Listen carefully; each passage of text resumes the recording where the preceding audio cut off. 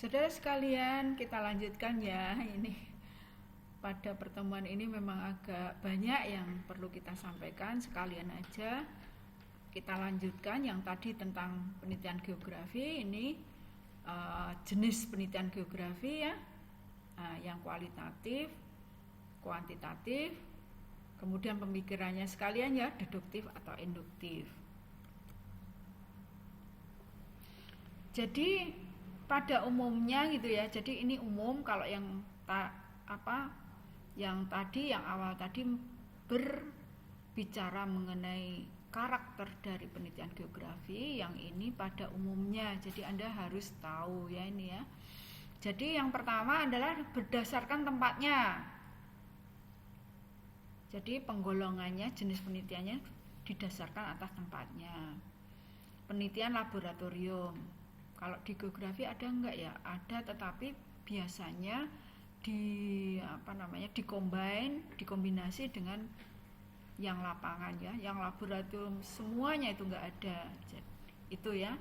Kemudian penelitian perpustakaan. Nah, ini biasanya geografi enggak ada ini ya. Perpustakaan itu meneliti tentang dokumen-dokumen gitu ya. Dokumen lama atau yang berkaitan dengan kepustakaan. Nah, penelitian lapangan, nah ini banyak dilakukan oleh orang-orang geografi. Ini berdasarkan atas tempatnya. Kemudian berdasarkan bidang ilmu, ini ada 4 di mana kita berada ya. Coba kita baca dulu. Penelitian ilmu-ilmu alam, pendidikan tidak ya.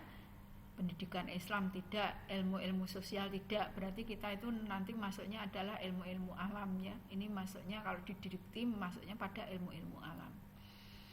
Kemudian berdasarkan atas penerapannya, penelitian dasar, basic research. Jadi ini pencarian terhadap sesuatu karena ada perhatian, keinginan tahuan terhadap hasil suatu aktivitas. Ini biasanya adalah bertujuan untuk menemukan, mengembangkan atau menguji. Kayaknya kita nggak masuk di sini ya. Kemudian yang kedua adalah penelitian terapan, applied research, untuk memecahkan masalah praktis tertentu, aplikasi baru dari penelitian yang sudah ada. Kira-kira masuk mana? Kita geografi? Nah, betul, masuk terapan ya. Sifatnya sekarang ya, penelitian eksploratif, mengeksplor ya, dilakukan jika pengetahuan suatu gejala kurang sekali atau belum ada. Jadi ini mencari yang baru, eksploratif. Deskriptif, nah tadi kita sifatnya ada ya, penelitian deskriptif, memberikan data yang seteliti mungkin untuk menggambarkan gejala tertentu. Penelitian eksplanatoris, verifikatif ya, penelitian yang dimaksud untuk menguji hipotesis tertentu. Kemudian yang terakhir adalah penelitian development, pengembangan ya, pengembangan suatu gejala, action tertentu gitu. Berdasarkan bentuknya, nah ini kita bisa membaca diagnostis tidak ya, perspektif, saran mengatasi masalah tertentu, ini bisa masuk, evaluatif juga bisa masuk. Berdasarkan filosofis, pendekatan filosofis, kualitatif atau kuantitatif ya, ini nanti kita akan jelaskan sedikit. Nah, ini adalah perbedaan penelitian kualitatif sama penelitian kuantitatif. Kalau kita kecenderungannya ke kuantitatif ya, kalau kualitatif itu biasanya orang-orang sosial yang menggunakan kualitatif. Ini susah juga ya. Jadi maksudnya apa ini ya? Untuk aspek maksud itu kalau kuantitatif deskriptif objek fenomena gitu ya, dapat dikontrol melalui beberapa intervensi. Tapi kalau kualitatif mengembangkan individu, kejadian, memperhitungkan konteks yang relevan. Ini memang kualitatif itu harus mempunyai pengalaman penelitian yang sangat banyak. Kemudian tujuannya ya, bedanya itu adalah kalau kuantitatif menjelaskan, berarti kita masuk di sini ya, mengontrol, meramalkan ya. Kalau yang kualitatif, memahami fenomena sosial melalui gambaran holistik dan memperbanyak pemahaman yang mendalam. Kan beda ya, menjelaskan, ini kita berusaha memahami fenomena sosial dengan gambaran secara holistik, keseluruhan.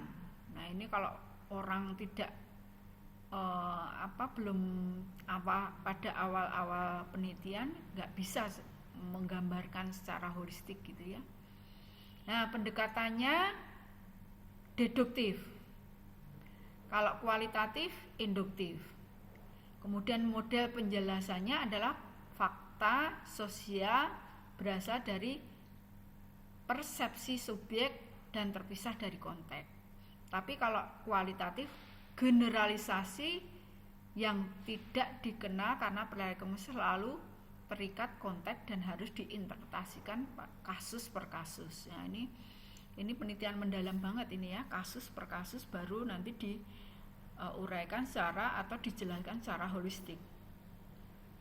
Metodenya adalah terstruktur, formal, ditentukan terlebih dahulu, tidak luwes, dan dijabarkan secara rinci sebelum penelitian dilakukan. Nah, kalau kualitatif itu historikal, jadi ada kronologi ya, awalnya gimana, terus terakhir seperti apa, etnografis.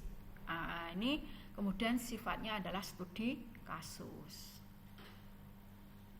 Pengukuran tadi ya, deduktif, induktif, datanya kalau yang kuantitatif itu random, acak gitu ya.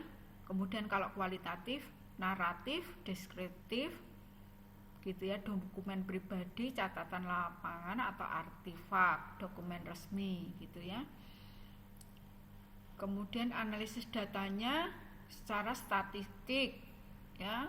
Jadi dari sampel itu dari khusus ke umum gitu ya, secara statistik. Kemudian data kasar, bilangan dianalisis pada akhir penelitian.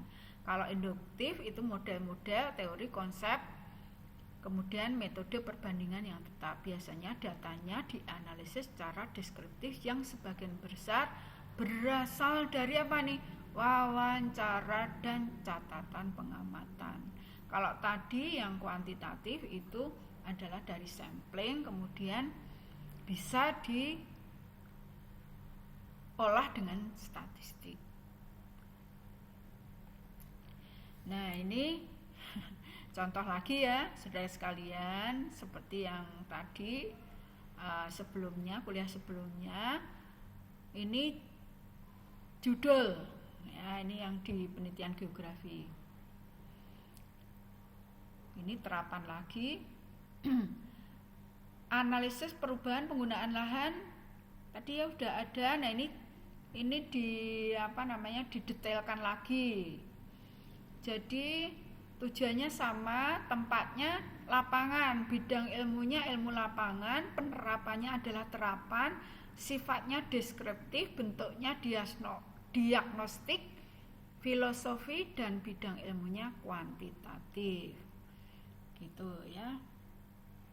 Kalau ini jelas ya, karena ngitung-ngitung karakteristik hidrologi. Kemudian yang kedua, analisis pertumbuhan penduduk terhadap ketersediaan sarana dan prasarana sosial ekonomi Kecamatan Laweyan. Nah ini tempatnya lapangan, ilmunya sosial, penerapannya terapan, sifatnya deskriptif, bentuknya diagnostik, tetapi filosofi bidang ilmunya banyak yang kualitatif karena nanti ada jumlah-jumlah tertentu yang dibuat menjadi level. Misalnya kepadatan penduduk itu ada rendah, sedang, tinggi. Itu sebetulnya kuantitatif tapi bentuknya menjadi kualitatif. Rendah, sedang, tinggi. Nah, ini adalah contoh-contohnya, gitu ya. Nah, gimana nih setelah ini? Setelah ini jelas nanti Anda mencoba lagi ya. Tadi minimal 5 judul tapi didasarkan atas yang tabel yang ini ya, mengelompokkan berdasarkan atas jenis penelitiannya. Oke, kira-kira seperti itu. Terima kasih atas perhatiannya. Moga-moga Anda memahami apa yang saya sampaikan. Tetap sehat, tetap semangat ya, walaupun kita tidak bertemu muka, tetapi insya Allah Anda mendengar suara saya. Moga-moga tetap semangat ya, dengan suara saya yang merdu gitu ya, Anda tetap semangat. Sekian dulu dari saya, kita akhiri dengan salam. Assalamualaikum warahmatullahi wabarakatuh.